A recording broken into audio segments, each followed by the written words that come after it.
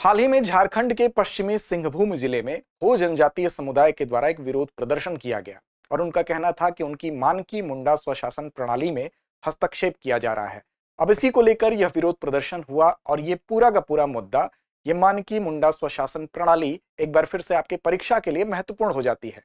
तो आइए आज के इस वीडियो के माध्यम से समझते हैं कि ये पूरा मुद्दा क्या है, ये विवाद क्यों है और क्या है मानकी मुंडा स्वशासन प्रणाली।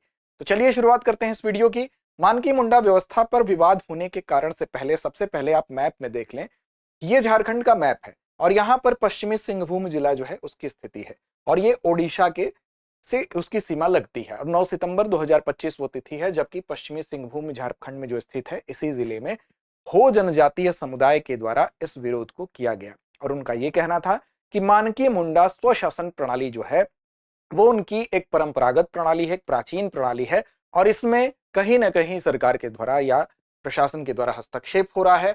तो जनजातीय लोगों ने इसके लिए प्रदर्शन शुरू किया और वहां जो उपायुक्त थे, डीसी थे, उनके खिलाफ ये प्रदर्शन शुरू हुआ। अब ये क्या है, मानकी मुंडा व्यवस्था क्या है, प्रणाली क्या है, इसको समझते हैं। साथ ही साथ सरकार ने भी इस पर स्पष्ट किया कि क्या किया गया है, किसी भी तरह का कोई हस्तक्षेप नहीं किया। पूरे इस इतिहास को समझते हैं। तो सबसे पहले जानना आपके लिए जरूरी क्या है कि मानकी मुंडा प्रणाली क्या है। देखिए, मानकी और मुंडा ये दो शब्दों से बना हुआ है, यानी कि मानकी एक शब्द है और दूसरा शब्द क्या है, मुंडा है। ये बेसिकली ये दोनों ही शब्द अलग अलग डिनोट कर रहे हैं। मुंडा बेसिकली क्या होता था, मुंडा एक विलेज का हेड होता था जिसको ग्राम प्रधान आप कह सकते थे। और इसी तरह से जो मानकी है वो 8 से 15 ग्रामों का जब समूह होता था उसको पीढ़ कहते थे या पीर कहते थे। तो जब एक ग्राम होगा तो उसका जो मुख्य होगा उसको मुंडा कहेंगे, यानी कि मुंडा एक ग्राम का विलेज हेड होगा यानी ग्राम प्रधान होगा। और यही जब 8 से 15 ग्रामों का एक क्लस्टर होगा, एक समूह होगा, क्लस्टर ऑफ विलेजेस होगा, जिसको कि पीर कहते हैं या पीढ़ कहते हैं, उसका जो चीफ होगा, उसका जो हेड होगा, उसको कहेंगे मानकी। तो यहां पर सीधे तौर पर आप बात समझ लें। और ये क्या है, एक प्राचीन व्यवस्था है और ये लोग क्या करते हैं, तो ग्राम स्तर पर, गांव के स्तर पर सामाजिक और राजनीतिक विवाद अगर होता है, यानी कि सोशल एंड किसी भी तरह का पॉलिटिकल डिस्प्यूट होता है, तो उसको सुलझाने का काम ग्राम के लेवल पर मुंडा करेगा। और साथ साथ 8 से 15 ग्रामों के समूह में यह विवाद जब जाएगा, यानी कि मुंडा के स्तर से अगर उस सामाजिक और राजनीतिक विवाद का निपटारा नहीं होगा तो उस विवाद को निपटाने का काम कौन करेगा, मानकी करेगा। अब यह व्यवस्था चली आ रही है प्राचीन काल से और विशेष तौर पर किस जनजातीय समुदाय से इसका संबंध है, तो हो जनजातीय से संबंध है। और फिलहाल यह मुद्दा कहां पर केंद्र में रहा है, तो झारखंड के सिंहभूम जो क्षेत्र है, जिला है, वहां पर इसके खिलाफ, इस व्यवस्था में हस्तक्षेप के खिलाफ प्रदर्शन किया गया है। अब देखिए, यहां पर सरकार ने यह कहा है कि किसी तरह का हस्तक्षेप नहीं किया गया है, बल्कि यह सिर्फ और सिर्फ जो मीडिया है उसमें एक र्यूमर उड़ा है, उसी के तहत इस विवाद का जन्म हुआ है। तो उस पर भी आएंगे, विस्तार से बात करेंगे, लेकिन फिलहाल आप ये जब समझ लीजिए। अब देखिए, ये जो आप दोनों शब्द देख रहे हैं, बेसिकली ये प्रणाली पूरी तरह से क्या है कि इंटरनल सिस्टम है, एक आंतरिक प्रणाली है। इसका किसी भी तरह के जमीन, कर या राजस्व यानी रेवेन्यू से कोई लेना देना नहीं है, बल्कि ये जरूर है कि हो जनजातीय जो समुदाय है उसमें ये प्राचीन काल से चली आ रही ये व्यवस्था जनजातीय लोकतंत्र का, यानी एग्जाम्पल ऑफ ट्राइबल डेमोक्रेसी ये उपस्थित करती है, यानी कि लोकतांत्रिक एक व्यवस्था का एक प्राचीन प्रमाण के तौर पर इसको देखा जा सकता है। अब यहां पर देखिए, इस व्यवस्था में कैसे कैसे इसकी शुरुआत में कैसे कैसे इसमें कुछ कुछ चेंजेस आए, उस पर ध्यान देना जरूरी है और तब हम इस मौजूदा विवाद को बहुत अच्छे से समझ सकते हैं। तो देखिए, जब ब्रिटिशर्स का आगमन हुआ यहाँ पर, औपनिवेशिक शासनकाल का जब दौर शुरू हुआ, तो 1757 में आप जानते हैं कि जो ब्रिटिशर्स है उन्होंने एक लड़ाई लड़ी, प्लासी का युद्ध के नाम से उसको जाना जाता है। वहां से क्या हुआ, राजनीतिक रूप से वो एक शक्ति के रूप में हमारे सामने ज्यादा मजबूती से दिखाई देते हैं और उनके ये जो पैर है वो 1764 में बक्सर के युद्ध के बाद वो पूरी तरह से जम जाते हैं कि स्थापित राजनीतिक शक्ति के रूप में जो है ईस्ट इंडिया कंपनी यहां पर दिखाई देने लगती है। उसके बाद क्या होता है, 1765 में उनको दीवानी के अधिकार मिलते हैं, कुछ कुछ जगहों पर दीवानी के अधिकार मिलते हैं, जिसमें कि बंगाल, बिहार, ओडिशा, झारखंड में उनको टैक्स कलेक्ट करने का, यानी कि कर संग्रह करने का अधिकार मिलता है। अब वो और शक्तिशाली होने लगते हैं और इसी के परिणाम स्वरूप बाद में जो कार्नवालिस है वो जब आता है, तो कार्नवालिस के समय पर एक व्यवस्था थी परमानेंट सेटलमेंट, यानी कि स्थायी बंदोबस्त व्यवस्था। स्थायी बंदोबस्त व्यवस्था के तहत उसने क्या किया, जमींदारों को अधिकार दे दिया, उनको एक टारगेट दे दिया कि 10 साल में ये चीजें आपको, इतना टैक्स आपको वसूल करना है। तो शुरुआत जो थी, शुरुआत में ये टैक्स की राशि जो थी वो ज्यादा लगती थी जमींदारों को, तो उन्होंने क्या किया, शोषण शुरू किया। हालांकि बाद में जमींदारों ने इतना शोषण किया कि वो खुद भी बहुत शक्तिशाली हो गए, अपनी सेपरेट गवर्नमेंट चलाने लगे एक तरह की।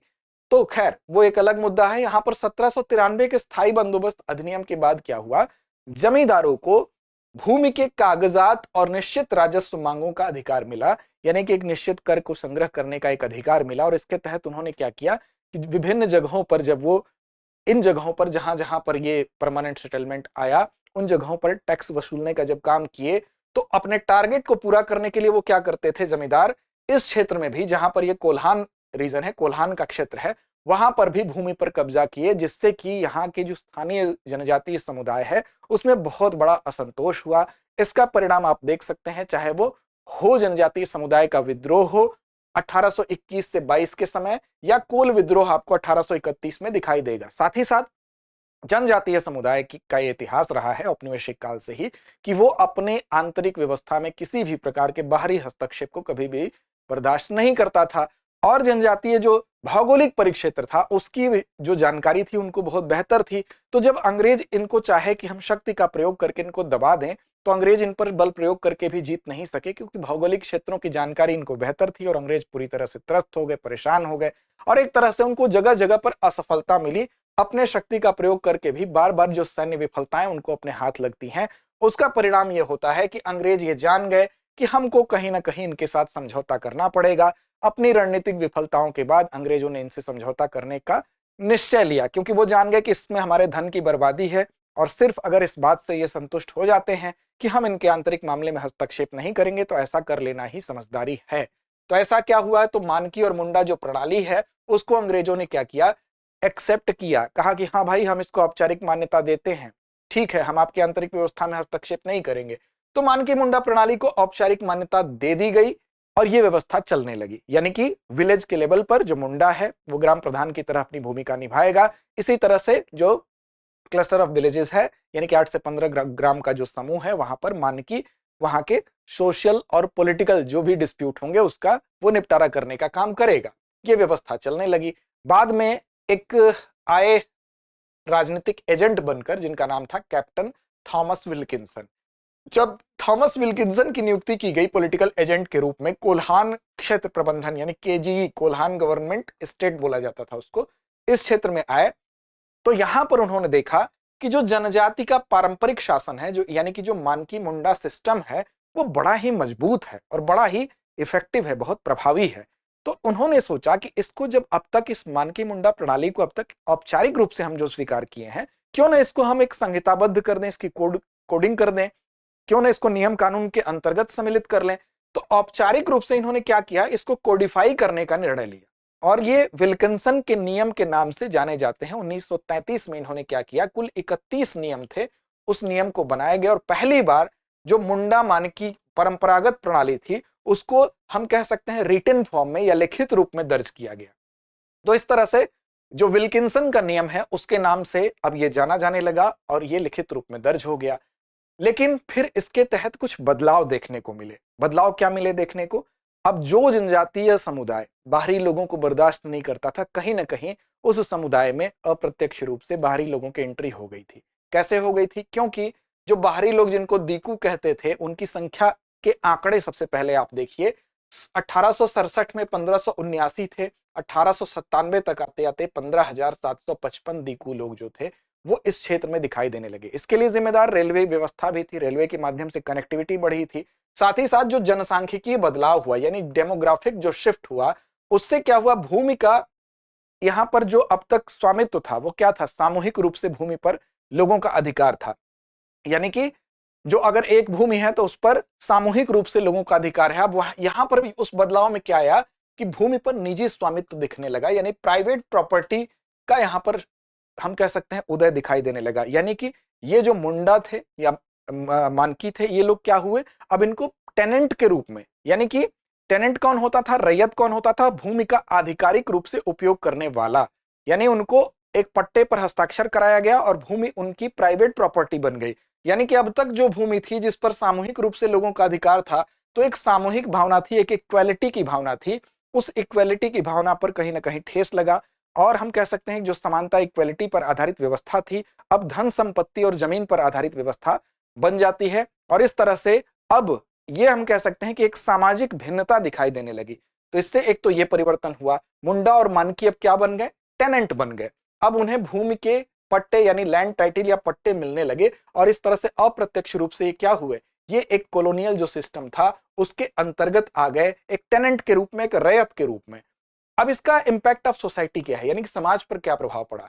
पहले वही बात जो मैंने अभी आपको बताई कि जो सामूहिक भूमि प्रणाली थी पहले तो वो बदल गई। वो किसमें बदल गई, तो वो इंडिविजुअल ओनरशिप, जो कम्युनिटी लैंड ओनरशिप था वो इंडिविजुअल ओनरशिप में बदल गया, यानी व्यक्तिगत जो स्वामित्व है उसमें कन्वर्ट हो गया और समाज का सामाजिक और आर्थिक ढांचा भी बदल गया।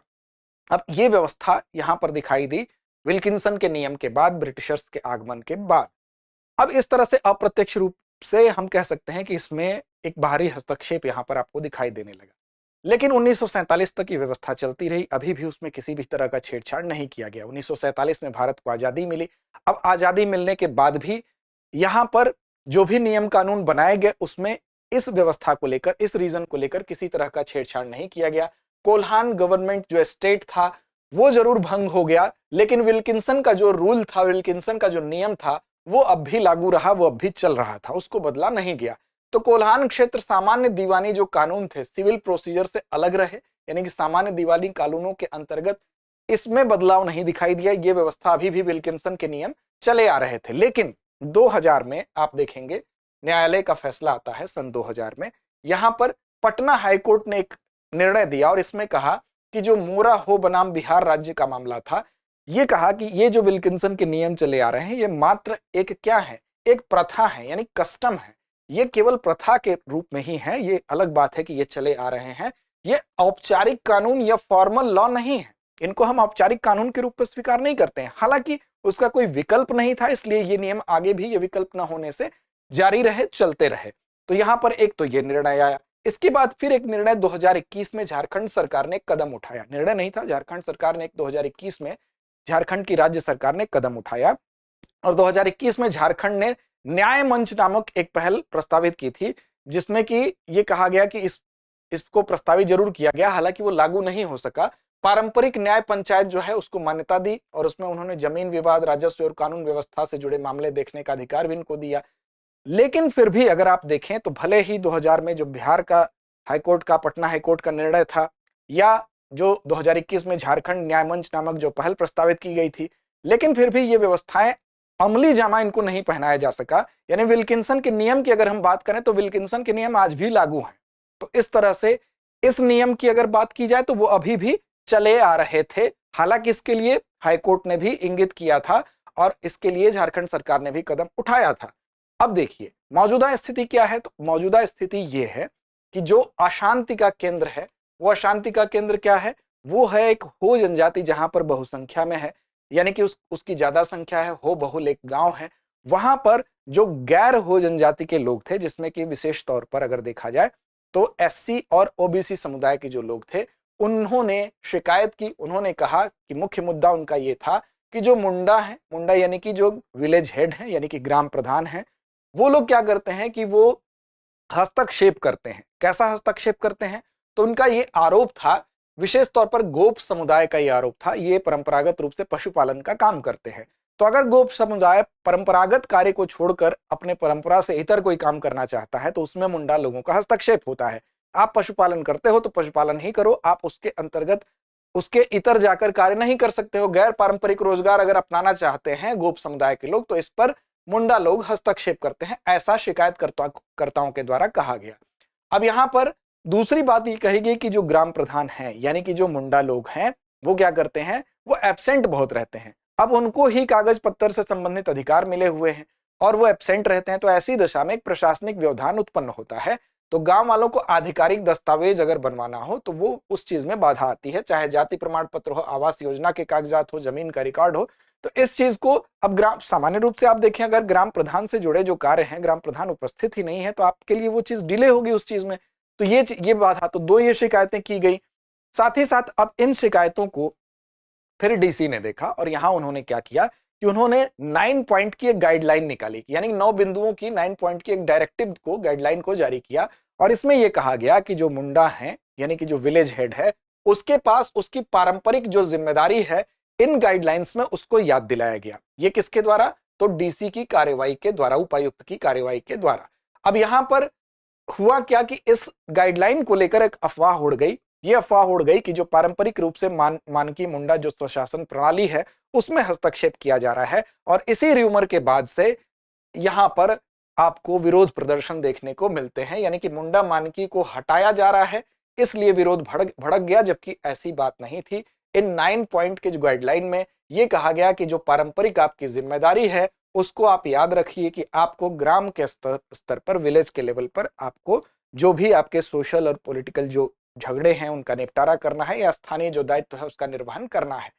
अब समस्या यह है कि यहां पर इस बात को लेकर कुछ अन्य प्रश्न भी उभर रहे हैं, उसको लेकर भी मांग की जा रही है। विशेष तौर पर जो युवा हैं, युवाओं की ये मांग है, रिफॉर्म जो है उसमें होना चाहिए। उनका ये कहना है कि इसमें जो चयन होता है, जो मुंडा लोगों का चयन होता है, वो अभी भी वंशानुगत आधार पर होता है, और इस चयन में वंशानुगत आधार पर कई बार यह होता है कि कम पढ़ा लिखा व्यक्ति इस पर चुना जाता है। तो चयन में शिक्षा और योग्यता को आधार बनाना चाहिए, जिससे कि प्रशासनिक व्यवधान न हो, क्योंकि कई बार कम पढ़ा लिखा व्यक्ति वो सरकारी योजनाओं को, कागजात से जुड़ी जटिलताओं को नहीं समझ पाता है।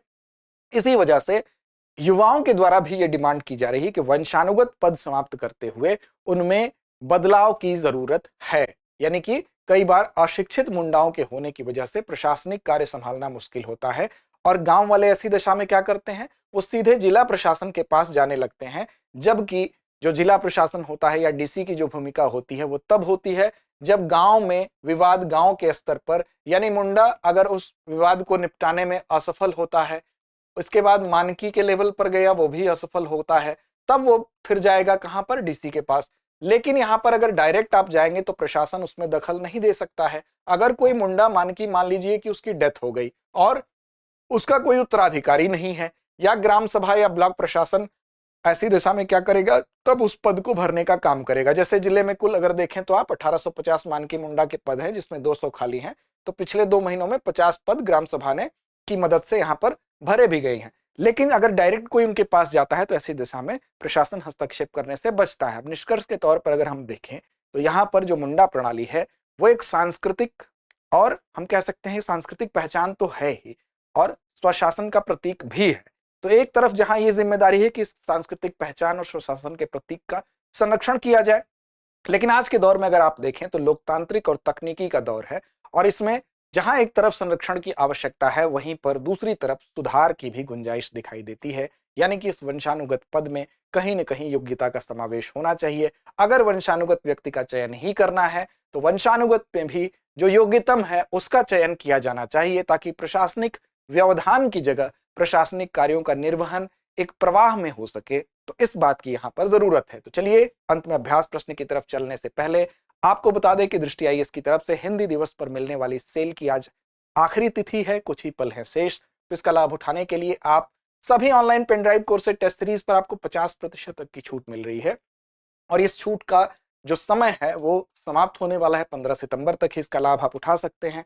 तो इसके लिए आपको डाउनलोड करना होगा दृष्टि लर्निंग ऐप, और 8750187501 पर कॉल करके विस्तार से जानकारी ले सकते हैं।